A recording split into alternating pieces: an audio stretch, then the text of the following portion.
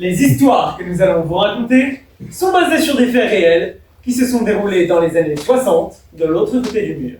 Car oui, à l'époque, il y avait un mur. D'un côté l'ouest, de l'autre l'est. C'est là que se passe notre histoire. À l'est, un certain Joseph S. Staline avait créé une société idéale basée sur le principe d'égalité. Tous ceux qui ne rentraient pas dans la norme, ou qui étaient considérés imparfaits, étaient envoyés pour leur salut, ou celui du pays, dans des camps. les goulags. Et comme personne n'est parfait,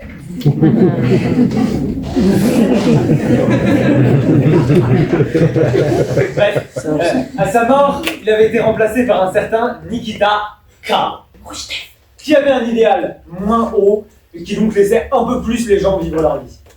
Mais, comme personne n'est parfait, c'est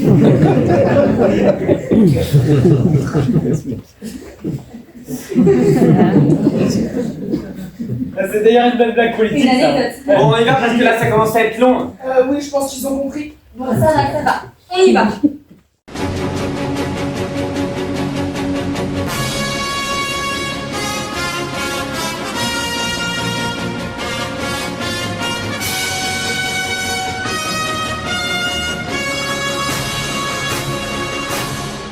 C'est un bien étrange manuscrit que reçut la revue Novinir à l'automne 1961. Des feuillets imprimés recto verso, sans marge ni interligne, intitulés CHTCH 854 et non signés. Anna, rédactrice du département de littérature en prose, comprit tout de suite qu'elle avait là un texte exceptionnel, d'une valeur inestimable. Elle le transmit au rédacteur en chef, Igor, avec ce commentaire. Un camp vu à travers les yeux d'un paysan, un texte vraiment issu du peuple. Ces quelques mots étaient bien faits pour aller droit au cœur d'Igor. Celui-ci raconte que le soir même s'étant couché pour lire le manuscrit à son aise, il s'était rendu compte dès la 3e page que ce n'était pas une chose à lire couché. Bon, dis donc, ce n'est vraiment pas une chose à lire coucher. Là. Il s'était relevé, rhabillé, et il passa la nuit à lire et à relire le récit tout en buvant des tasses de thé. Quand vint la fin de la nuit, ces heures que les paysans disent du matin, il ne s'était toujours pas couché. Il prit son téléphone et... Trouvez-moi cet auteur. Qui est-il? Où vit-il? Je veux tout savoir. Alexandre, Solzhenitsyn.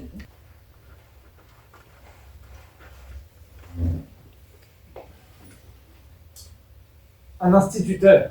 Depuis 5 ans, il enseigne la physique et l'astronomie dans une école de Ryazan. Et avant cela? Il enseignait les mathématiques dans une école de village. Et encore avant? Avant, il était en relégation au Kazakhstan, envoyé en exil intérieur pour l'éternité. C'est là-bas que se passe notre histoire, le récit d'une longue journée d'hiver. Par une longue journée d'hiver, alors que j'étais en train de porter des barres, je me suis demandé comment décrire toute notre vie au camp. Au fond, il ne suffit que de décrire une seule journée dans tous ses détails, la journée du plus humble des tâcherons. Et notre vie tout entière s'y trouvera alors reflétée. Cette nuit-là, Igor se fixa un but que l'on peut croire irréalisable. Publier dans sa revue Novimir le récit d'une longue journée d'hiver. Le publier, plus rien d'autre ne comptait. Il fallait surmonter les obstacles, se frayer un chemin jusqu'aux plus hautes sphères du pouvoir. Cela tombait bien, Nikita K avait décidé de marquer une rupture avec le temps des goulags. Entre nous, les goulags n'eurent pas le temps de désemplir que déjà on les emplissait à nouveau. Joseph S. donnait des ordres depuis le cimetière. Bref, passons. Le moment est idéal pour Igor. On a tué la littérature russe à ce qu'il paraît. Nom d'une pipe, mais la voilà, ici même dans ce récit. Nikita, il faut le publier, je vous assure. Et puis, c'est stratégique. Ça parle des camps. Ça permettra de retourner celui qui est dans sa tombe. Joseph S. Le récit fut publié dans le numéro de novembre de Novinir, tiré à plus de 100 000 exemplaires. C'était prodigieux. Pendant tout le mois de novembre, le téléphone sonna sans discontinuer à Novimir. Les gens remerciaient, pleuraient. Dans les bibliothèques, on s'inscrivait sur des listes d'attente pour pouvoir le lire. C'était quelque chose que d'aller faire un tour dans Moscou et de voir tous nos concitoyens demandant d'une seule voix cette revue déjà épuisée. Jamais je n'oublierai cet homme qui avait oublié le nom de Novimir et qui demandait à la marchande de journaux. Mais enfin, ça, toute la vérité est décrite. Et elle, qui comprenait tout de suite de quoi il parlait, il fallait vraiment voir cela. Cela n'avait plus rien à voir avec l'histoire de la littérature. C'était l'histoire même de la Russie.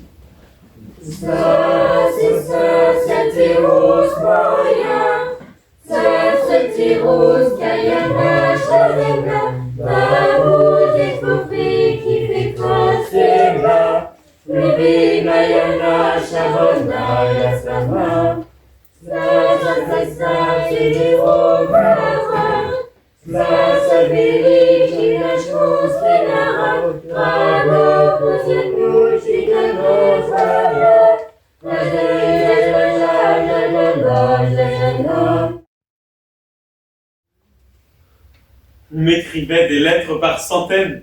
Novimir m'en expédiait chaque jour de nouveaux paquets. La poste de Riazan m'en déversait des monceaux, avec parfois Riazan pour toute adresse. Cette explosion de lettres venues de toute la Russie, c'était une bouffée d'air trop énorme pour les poumons d'un simple mortel. Je me sentais tenu d'écrire. Impossible de me dérober. C'est ainsi que je devins le chroniqueur, dont tout un peuple avait fait les dépositaires de son malheur.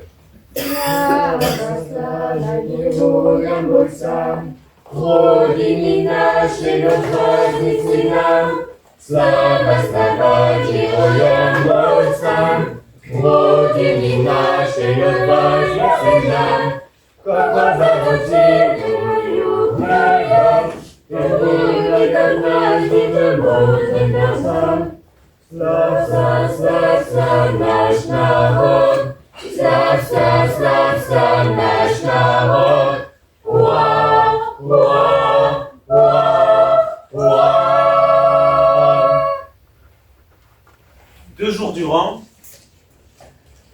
je n'ai pas fermé l'œil. J'ai lu et relu votre manuscrit, plongé dans mes souvenirs.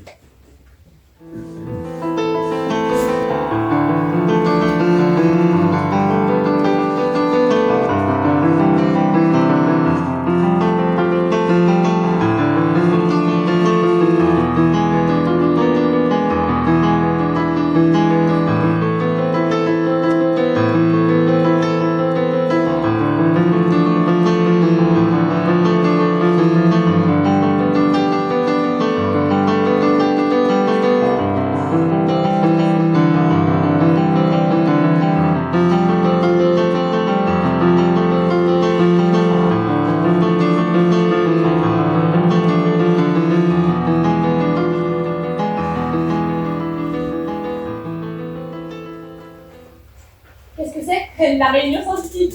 Comment?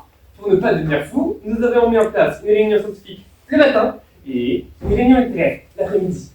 On se raconte ce qu'on a appris, on se récite des poèmes, on fait notre travail d'homme, quoi. Toi qui viens d'arriver, tu as sûrement des choses nouvelles à nous apprendre. Ah oui, s'il te plaît, on n'en peut plus du théorème de Pythagore. Cela fait combien de temps que vous attendez? Ça fait 1 mois que je viens tous les jours. La prison accepte les visiteurs seulement quand ça les arrange. Juliana. Akhmatova. Alors, c'est pourquoi? Par paresse. À toi aussi? Vous pouvez m'expliquer parce que moi... Mon ami et moi, on se racontait des anecdotes toute la soirée. Je suis allée dormir, et mon ami qui n'était pas paresseux pour un sou est allé à la police. Il m'a dénoncé, et du coup je suis... L'anecdote était bonne au moins. Jugez vous-même.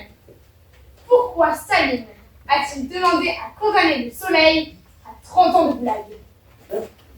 Parce que chaque jour, ce salaud de soleil, après s'être levé à l'aise comme il se doit et contempler l'URSS dans sa gloire, décide quand même de passer à l'ouest. Il a pris combien de temps? Non. Ah bah oui, hein. C'est toute la différence entre une bonne et une mauvaise anecdote. 50 camps. Vous venez pour qui? Pour mon fils, cela fait 1 semaine qu'ils l'ont pris et je ne sais même pas pourquoi. Et celle-là, quelle est la meilleure neige du monde? La neige soviétique. Tu la mets sur le radiateur et elle ne fond pas. Et vous? Ma fille, son mari et même leur petite fille. Vous vous en rendez compte?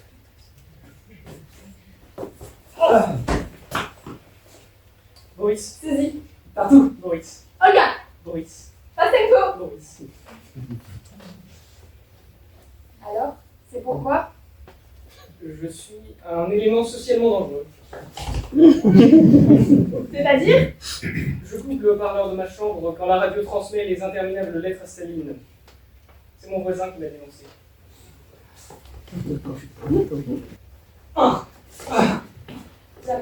Partout. Suzy. Boris. Olga. Pastenko. Alors, c'est pourquoi? Les cuisines au Moscou. C'est quoi votre truc? Ça fait trop longtemps que je suis là, je comprends plus rien. Dans les cuisines, on se réunit pour l'heure des samizdas. Et quoi? Ça se mange? Les samizdas, ce sont des livres auto-édités en cachette qu'on se passe dans des boîtes de biscuits secs. On se réunit dans la cuisine pour manger des gâteaux, et puis on se fait passer les pages une par une, et puis on lit, on lit, on lit. Et j'imagine que c'est pas le Capital de Marx que vous lisez. Comment vous faites pour écrire? On trouve plus de papier sauf les journaux officiels. J'invente par cœur, puis je récite à une amie qui apprend par cœur, et ainsi de suite. Je pourrais en écrire pour vous, si vous voulez. Ce serait un honneur. Oula. Pavel. Partout. Maurice. Maria. Pavel. Pastenko. Olga. Pavel. Maria. Pavel. Pastenko. Olga. Pavel. Maria. Pavel. Alors c'est pourquoi? Non-dénonciation de mon mari. Et vous? Non-dénonciation de ma femme. Courage. Nous savons ce qui est aujourd'hui en balance, et ce qui aujourd'hui s'accomplit. L'heure du courage sonne dans nos existences. Et le courage ne nous quittera pas. Mourir sous les balles ne nous fait pas peur. Peu nous importe de perdre notre toit. Nous saurons te préserver du malheur. Grande et sublime langue russe. Libre et pur, nous saurons te gâter, te transmettre à nos descendants et te délivrer. Pour toujours.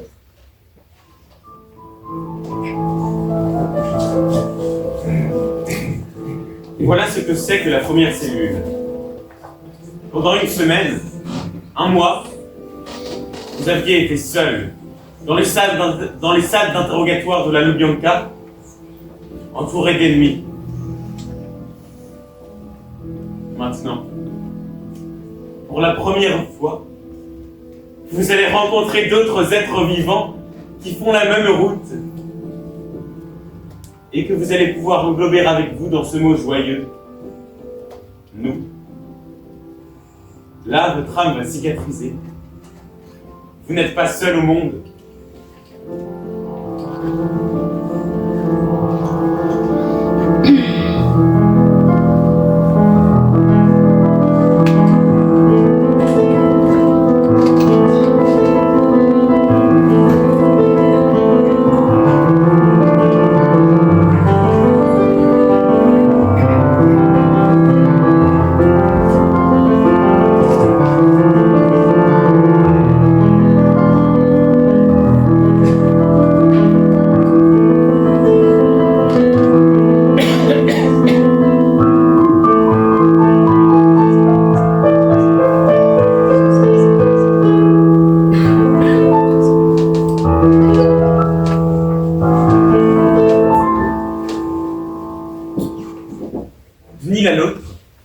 Les naufragés se répondent.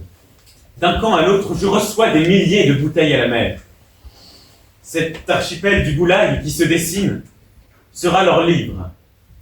Et je l'écrirai pour eux. On m'avait mis au cachot. Je n'avais qu'un tabouret, 3 verres d'eau chaude par jour et 300 grammes de pain. Un jour dans mon pain, j'ai trouvé un morceau de sucre. Un morceau de sucre. Je m'appelle Pietri, j'ai 35 ans, j'ai une femme et 3 enfants. Au goulag, ma femme m'écrit un jour, mon fils proclamé partout. Tout honnête homme doit se retrouver en prison. Actuellement, papa y est, et quand je serai grand, on y mettra aussi. Ce même jour, on m'annonçait que j'étais envoyé dans le bunker de la faim pour payer, qui disait, l'évasion des autres. Moi, je pensais mes petits, à ma femme, à ceux qui ont encore besoin de moi. Et j'essaye d'attendrir le gardien. En vain. un morceau de sucre. Je pourrais en pleurer. Quelqu'un dehors, qui nous punit, qui nous surveille, qui nous crie dessus, qui nous torture. Quelqu'un a caché dans mon pain un morceau de sucre. Tout n'était donc pas foutu. Voilà donc qu'un prêtre se propose de me remplacer. Vous êtes sûr? Lui dit le gardien, un peu ahuri. Oui, qu'il dit. Et puis il prend ma place. Il prend ma place, rendez-vous compte. Moi, je plante mes yeux dans les siens. Et je grave cet instant pour toujours dans ma mémoire. Tout ce que je raconte, je le récite par cœur. Je le récite à l'aide de mon chapelet de mise-pain. Ce chapelet, un ami lituanien du camp me l'a fabriqué en jeûnant. Et je l'ai dans un camp. Je suis poète. J'écris un vers, je l'apprends, je l'ajoute aux autres. Je récite mon chapelet de poésie. Ma mémoire grandit un peu plus chaque jour, et bientôt mon poème sera assez grand pour recouvrir la terre entière de douceur. Parfois, on me demande de réciter un poème à l'oreille du plus triste de mes camarades. À l'époque, on me demandait de les déclamer à des stades entiers. Vous souvenez-vous où chaque semaine le stade de Loujniki à Moscou se remplissait de nos camarades pour écouter nos poètes? Vous souvenez-vous de la ferveur, la liesse, l'émotion, le sentiment de liberté? Vous souvenez-vous? Camarades, amis, citoyens, soyez bienvenus dans le stade de Loujniki. Ce soir, pour vous servir en plus beau verre, nous accueillons le club des cadres avec l'incroyable Negui.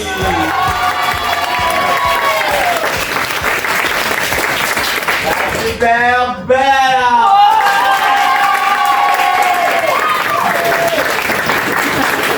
La merveilleuse Andrea.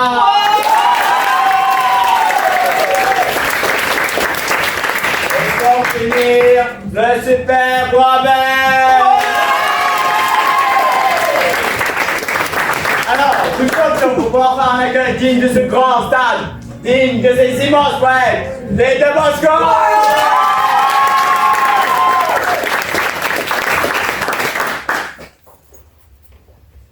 Non, je n'ai pas besoin d'une chose à moitié. Mais donnez-moi la terre et le ciel tout entier. Car les fleuves, les mers et les torrents sauvages sont à moi désormais. Et cela sans partage. Le bonheur, je le veux, mais non pas à moitié. Et même le malheur, je le veux tout entier. D'une part de la vie, allons, je n'en ai cure. Je veux sa plénitude, elle est à ma mesure. Je ne veux la moitié que de cet oreiller où, tendrement blotti, je vois ensommeiller son visage et sa main dans sa grâce troublante, dont l'anneau lui pareil à l'étoile filant. Adieu, adieu. J'effacerai de mon front ce souvenir. Humide et tendre, le jardin, baigné dans sa propre beauté, comme dans une tâche importante. Souviens-toi, s'il te plaît. Souviens-toi, le prix payé pour le bonheur. Souviens-toi, s'il te plaît. Tu es en vie. Tu es en feu. Quelle époque. Maintenant, je suis en camp pour 10 ans parce que j'ai écrit sur un bout de papier les vers suivants.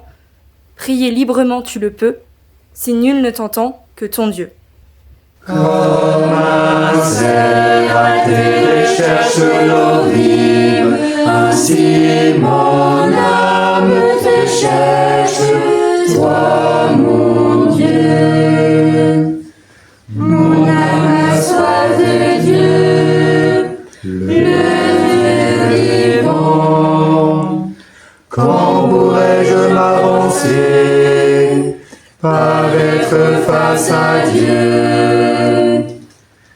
Je conduisais vers la maison de mon Dieu la multitude d'enfer, parmi les cris de joie et les actions de grâce. Comme un cerf atterré cherche l'eau vive, ainsi mon âme te cherche, toi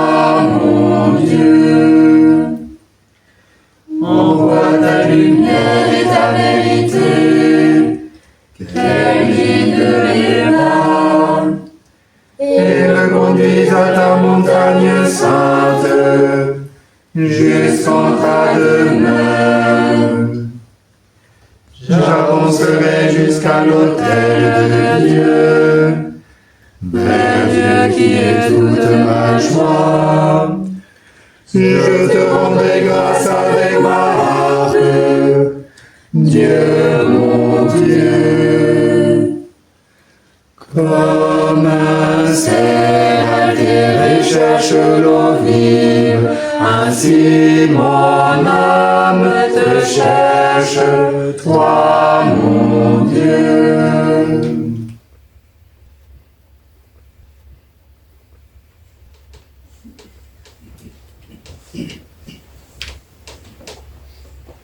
Mode d'emploi pour s'évader d'un goulag.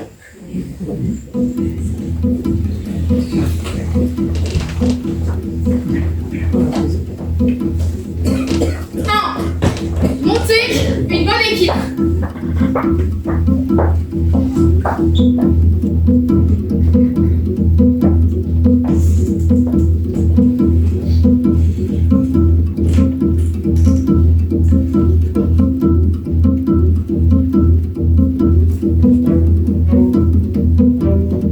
Une bonne équipe est composée d'un costaud qui y croit.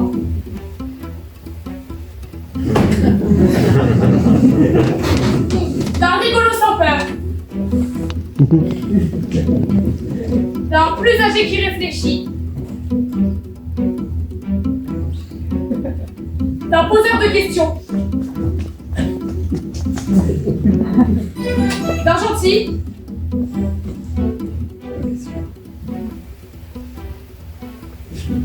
Et d'un audacieux que tout le monde écoute.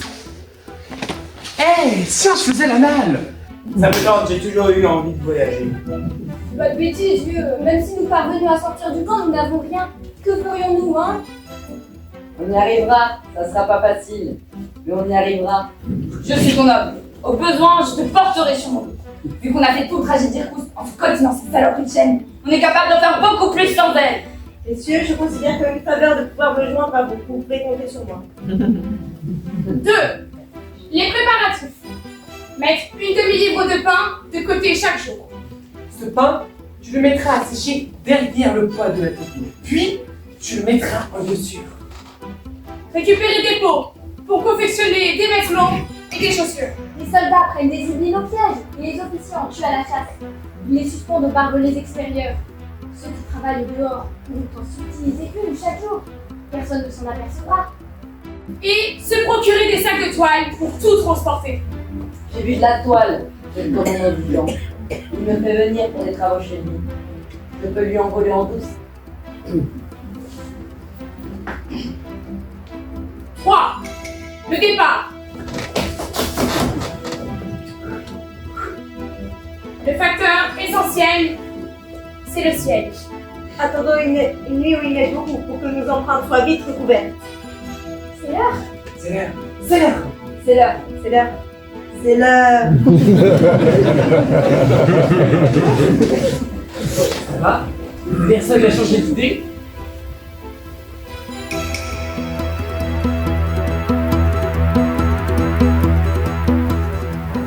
Heureusement que l'électricité n'arrive pas jusqu'en Sibérie, ça nous évite les projecteurs.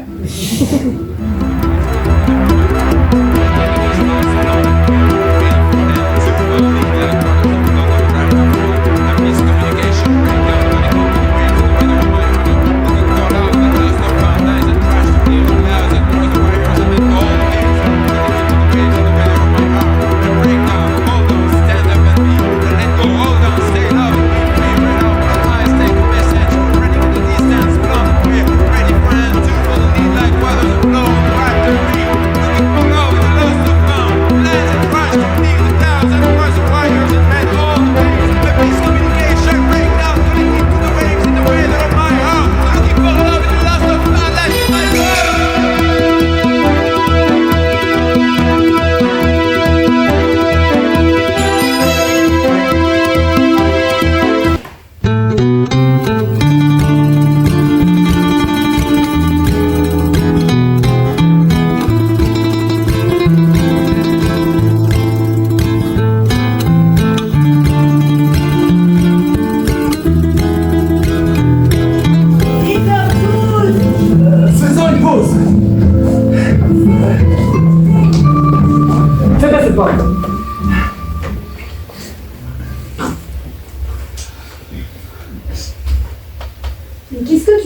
Falkovitch. Quand je l'ai plus dedans, le ramollis avec de la neige. Qu'est-ce qui s'est passé? Ils m'ont fait sauter toutes les dents avec Bianca. Et si je m'en sors, le premier truc que je fais, c'est une mâchoire complète. Et en or. J'aurais bien mérité. Dors-moi un peu. Demain, à la première heure, nous reprendrons notre course. Pour la liberté.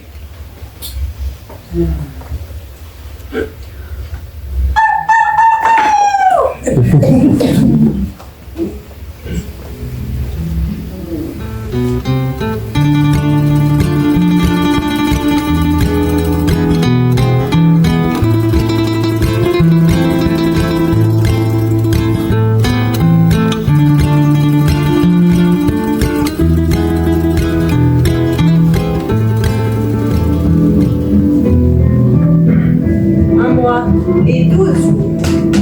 Je rêve de manger un poisson. Je suis incapable de m'en rappeler. Je sais comment faire. J'adore y pêcher avec mon père. Il suffit de creuser un trou dans la glace et le tour est joué.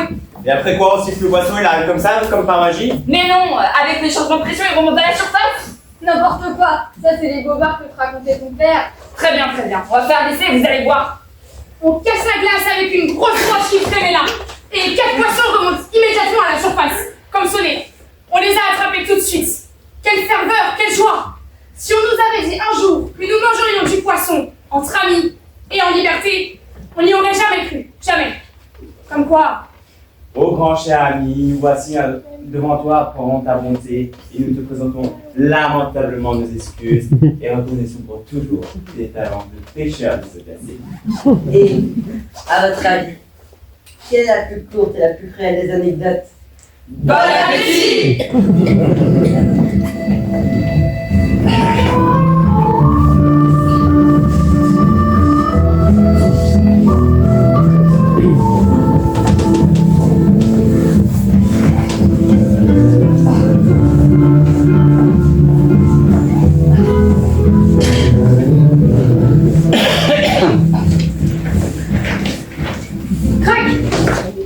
On dirait un homme ou un animal, il nous a repérés, il se cache. Si c'est un homme, il va falloir l'assommer et balancer dans la rivière. Il ne peut pas courir le risque d'être dénoncé.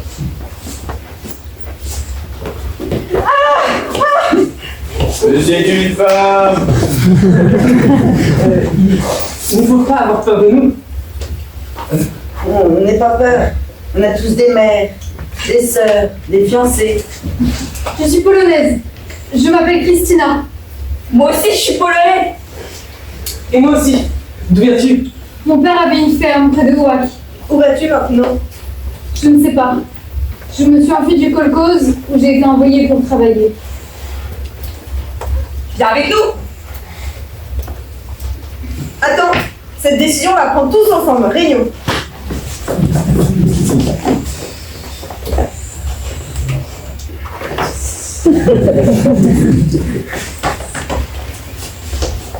Avant de décider, je crois qu'il faut que je vous raconte mon histoire.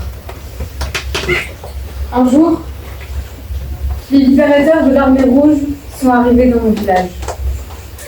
Ils voulaient restituer les terres des propriétaires aux travailleurs.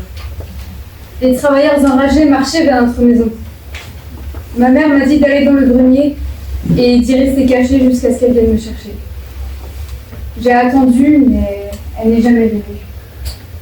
J'ai fini par sortir tout doucement et de partir en courant. Mais j'ai vite été rattrapée par les Russes qui m'ont envoyée ici. Déportée en Sibérie, ouvrir dans un kolkhoz. S'il vous plaît, ne m'abandonnez pas. Tu sais nager? Oui, et même très bien. Je ne serai pas anglais. Excuse-nous pour l'interrogatoire, mais tout ce que nous avons à t'offrir, ce sont des difficultés sans nombre, des provisions plus bas et surtout beaucoup de kilomètres à battre. Mais ce que vous m'offrez, c'est bien plus. Avec vous, j'irai n'importe où. Merci.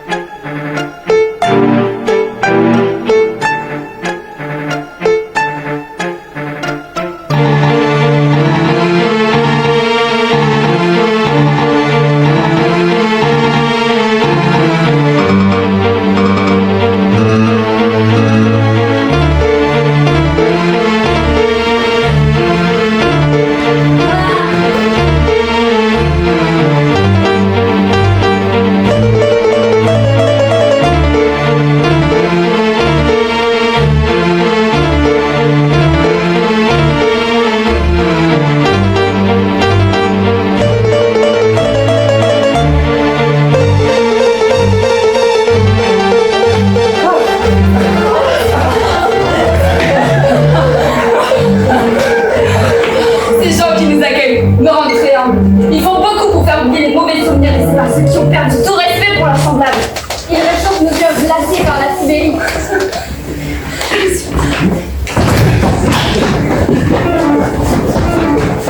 Un jour, un berger nous dit quelques-unes des routes que vous allez devoir suivre ne seront pas faciles à trouver. Ne cherchez pas à vos pieds, mais regardez au loin et elles vous apparaîtront. J'y pense souvent. Les voilà tirés d'affaire. Pendant 1 an, de la Sibérie à l'Inde, affrontant un jour après l'autre, ils ont réalisé l'impossible. Nous, peut-être, n'aurions jamais eu l'audace de montrer une évasion. Mais, avec quelle passion, quelle espérance et quel désespoir, nous observions les évasions de ceux qui ont eu ce courage.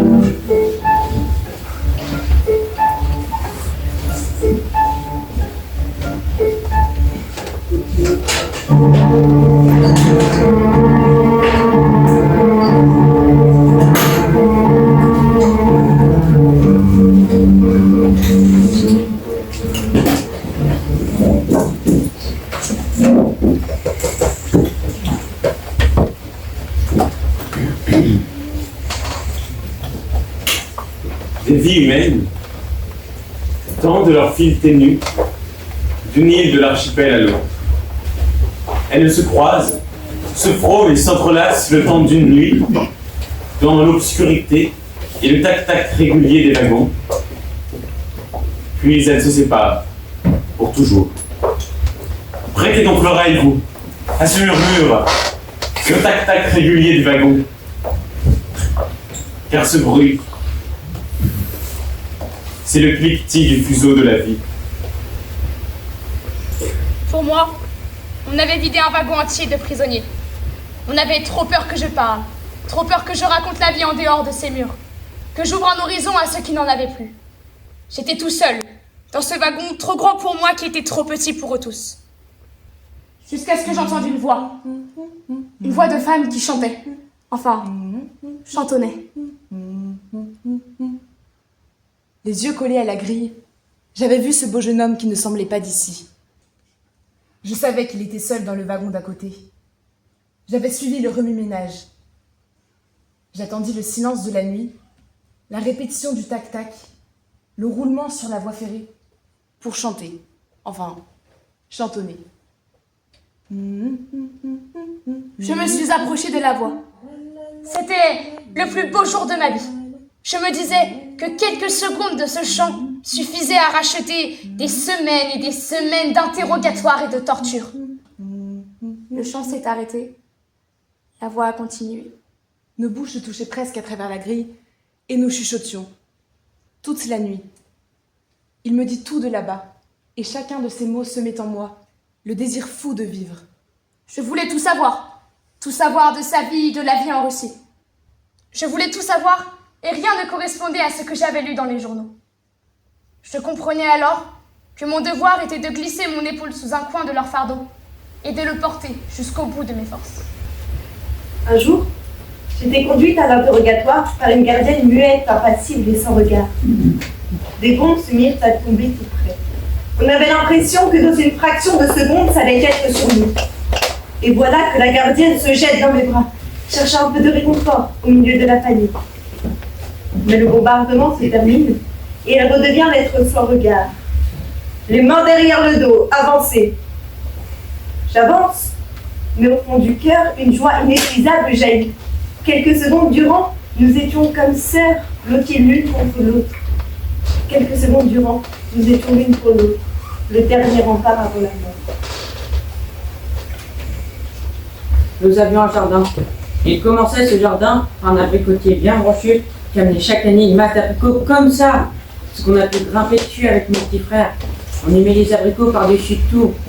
Ma mère faisait de la confiture avec nos abricots. Et mes frères et moi, on se sucrait le museau avec l'écume. La confiture d'abricots, quelle délice! Et pour les découlateurs, notre jardin était trop beau. Alors notre arbre, ils l'ont abattu. Ce jour-là, je perdis pour toujours l'enfance, la confiance et l'innocence. Nous étions trop, alors ils nous ont arrêtés. Ils m'ont gardé jusqu'à 1h. Puis ils m'ont relâché. Une fois dehors, voilà que deux pas, une vieille et une jeune, débouchèrent de la première rue, comme si elles me guettaient au sortir et s'approchant de moi. Est-ce que tu viens d'être relâché? Oui. Est-ce que tu as vu un grand gars avec des yeux verts, Nicolas, un ancien électricien? Non, désolé. Là-dessus, la vieille me demande si j'ai faim. Je réponds que je commence à savoir vivre avec. Alors elle m'emmène chez elle. Un logement mis dans le sous-sol.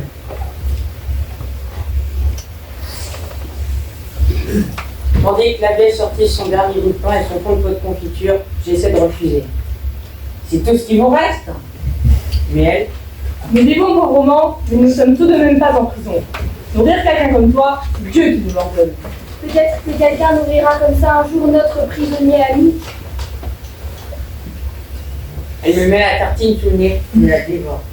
Quelque chose que je pensais perdu pour toujours remonte le cours de la mémoire et ressuscite joyeusement le goût de la confiture d'abricot. Vive la Vierge Marie,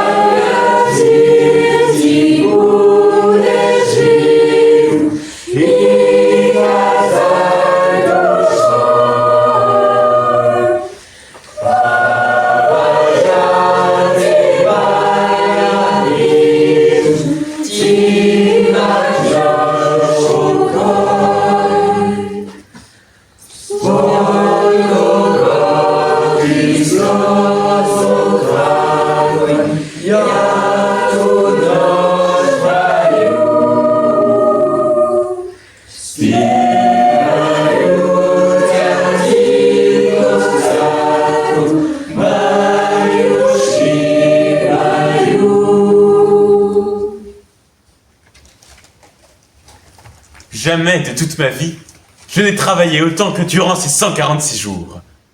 Ce n'était même plus moi qui écrivais. J'étais guidé, ma main était portée. Je devenais le porte-parole des invisibles. Je répondais à leur appel incessant. Donne-moi une seule parole, et nous serons guéris.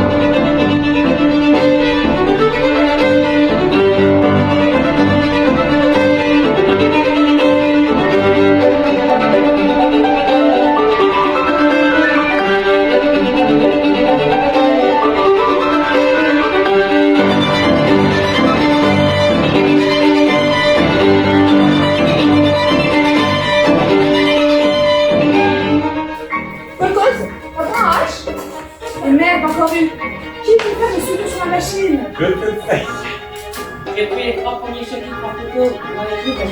Et le 12. Et le 12. Nouvelle boîte. Oh, trop bien.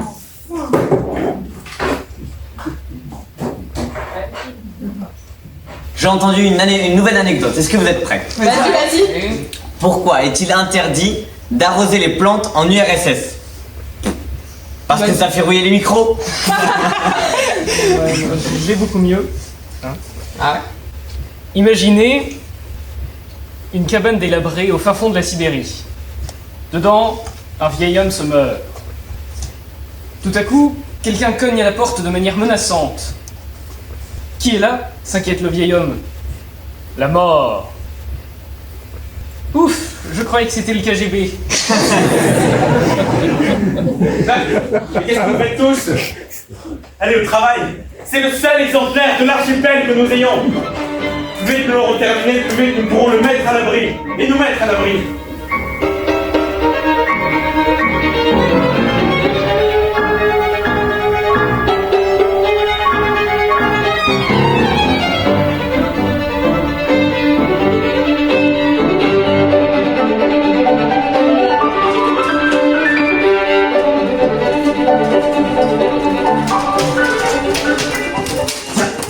La dernière. Merci.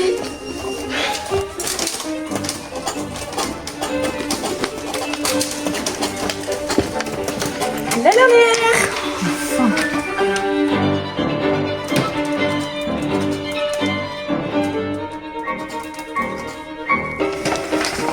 La dernière.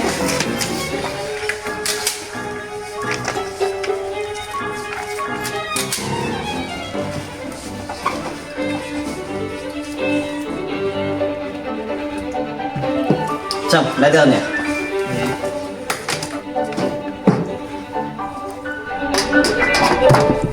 Oh, bravo! Enfin!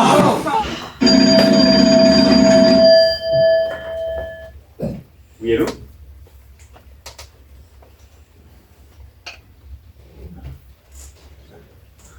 Demain? Demain, vous êtes sûr?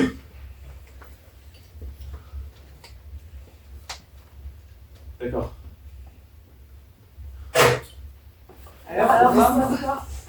Il y a une ouverture pour faire passer l'archipel à l'ouest demain. Demain? Déjà?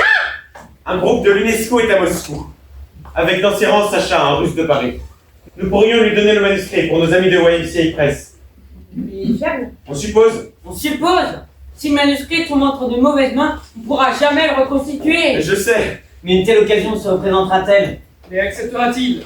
Et s'il est fouillé? Ce serait si bon de pouvoir souffler un peu. Non, non, non, aucun réplique. Nous ne pouvons pas laisser le murmure de ces millions de frères et sœurs se laisser engloutir par le silence. Elena, tu iras à Moscou demain. Et nous, pour nous? Attendre. Espérez.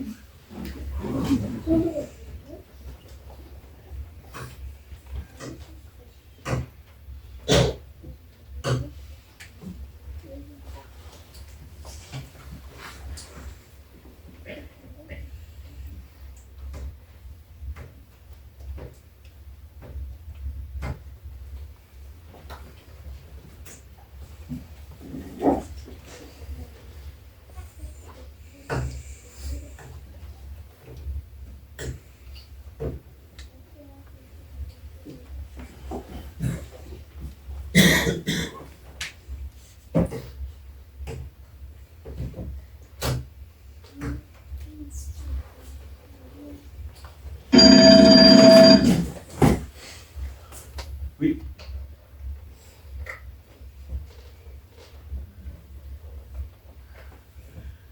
Très bien. Tout s'est bien passé. Le manuscrit est à Paris. Ouais.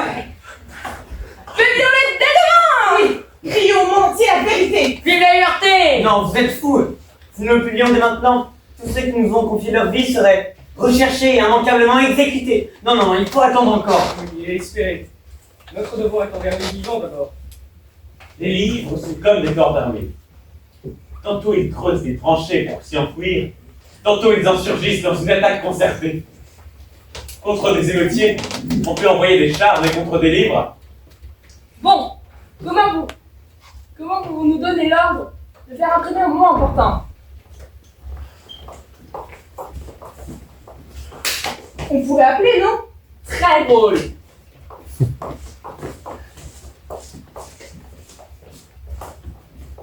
Je sais! On fait passer à la radio le poème d'Akhmatova, Le courage. Ça aurait marché, Nikitaka. À l'époque, on laissait encore les poètes déclamer. Mais aujourd'hui, surtout que son deuxième mari vient de se faire arrêter.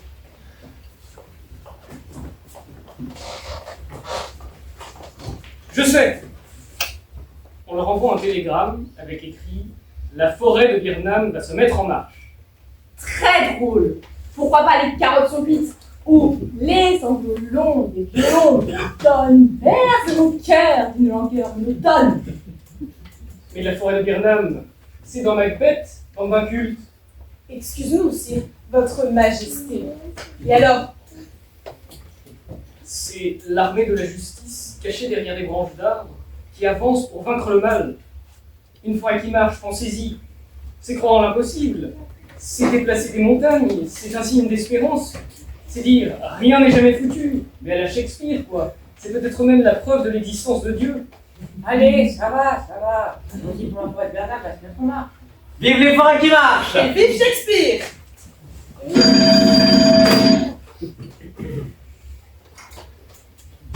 Oui, c'est moi.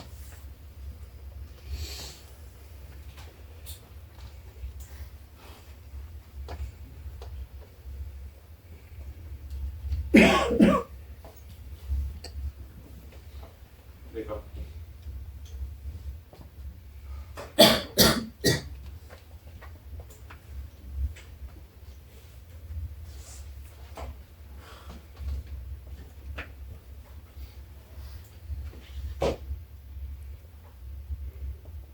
Olga s'est fait prendre par le KGB. Elle avait tellement peur que le manuscrit se perde qu'elle en a enterré une version dans son jardin. Tout va être découvert. Il faut envoyer le signal à YMCA Press. Faire imprimer tout de suite. Et nous, nous ferons des copies ici pour nos amis. À Moscou aussi, on lira à voix basse dans les cuisines le soir ce poème aux 1000 visages. Et quand le soleil se lèvera, nous aurons l'envie de vivre libre. Allez au travail. Et avant toute chose, la forêt de Birnam va se mettre en marche. Allez, en route. Je vais faire une note à Paris. Écrivez-leur d'ajouter ceci sur la première page. À tous ceux dont la vie a manqué pour raconter ces choses, qu'ils me pardonnent. De ne pas avoir tout vu, de ne pas m'être tout rappelé, de ne pas avoir tout deviné. S'il faut encore attendre longtemps avant que la lumière de la liberté brille dans notre pays, on courra un grand danger à lire et à transmettre ces livres. Je dois donc également saluer avec reconnaissance ces lecteurs à venir, de la part des autres, de ceux qui ont péri. Alexei, va chercher ta mère, ta sœur et nos amis discrètement. On publie cette nuit.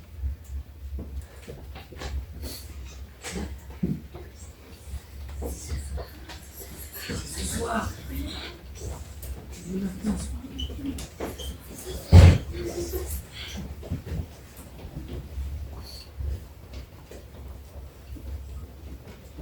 Cette nuit-là, mon mari, mon fils, ma fille et moi avons travaillé sans relâche à la publication de l'archipel du Goulag, le témoignage de milliers de nos compatriotes qui, engloutis dans les ténèbres de leur temps, avaient gardé les yeux vers l'aurore et avaient ainsi maintenu l'espérance d'un jour nouveau.